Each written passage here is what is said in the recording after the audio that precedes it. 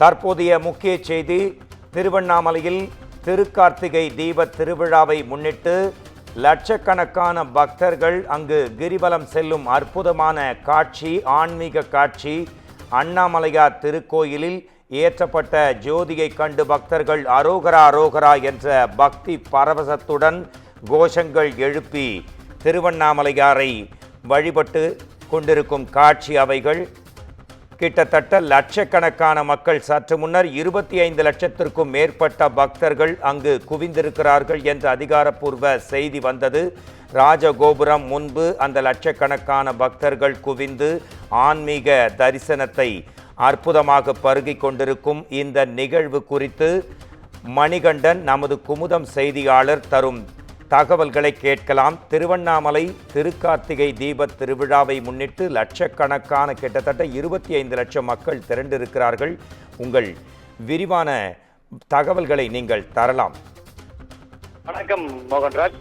திருவண்ணாமலை அருள்மிகு அருணாச்சலேஸ்வரர் திருக்கோவிலில் கடந்த டிசம்பர் 4ஆம் தேதி கொடியேற்றத்துடன் கோலாகலமாக தொடங்கி 10 நாட்களும் காலையும் மாலையும் பஞ்சமூர்த்திகள் பல்வேறு வாகனத்தில் வந்து பக்தர்களுக்கு மாட வீதியில் காட்சியளித்தனர். தொடர்ந்து 10ஆம் நாளான இன்று அதிகாலை 4 மணி அளவில் அண்ணாமலையார் கோவில் கருவறை முன்பு பரணி தீபமும், அதாவது ஏகன் அநேகனாகும் தத்துவத்தை உணர்த்தும் வகையில் சரியாக 4 மணி அளவில் பரணி தீபமானது அண்ணாமலையார் கருவறை முன்பு ஏற்றப்பட்டது.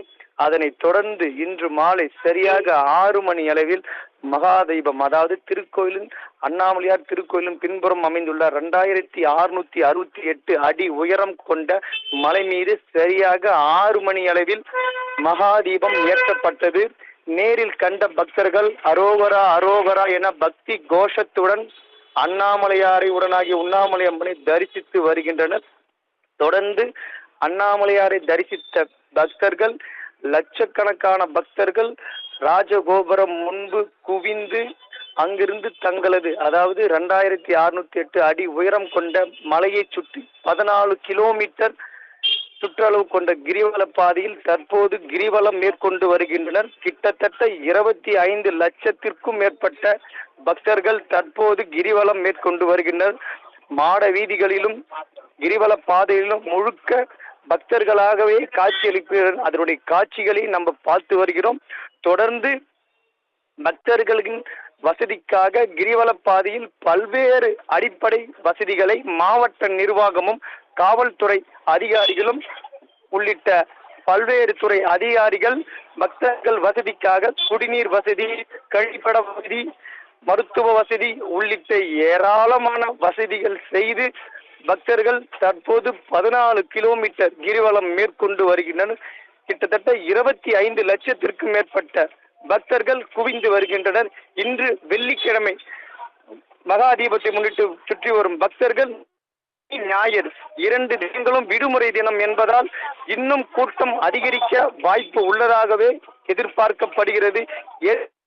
30 லட்சத்திற்கும் மேற்பட்ட பக்தர்கள் வெளிநாடு, வெளி மாநிலம், வெளி மாவட்டத்தில் இருந்து ஏராளமான பக்தர்கள் வருகை புரிவார்கள் என எதிர்பார்க்கப்பட்ட நிலையில் தற்போது 25 லட்சத்துக்கும் மேற்பட்ட பக்தர்கள் அண்ணாமலையார் கோவிலில் குவிந்து தற்போது கிரிவலம் மேற்கொண்டு வருகின்றனர்.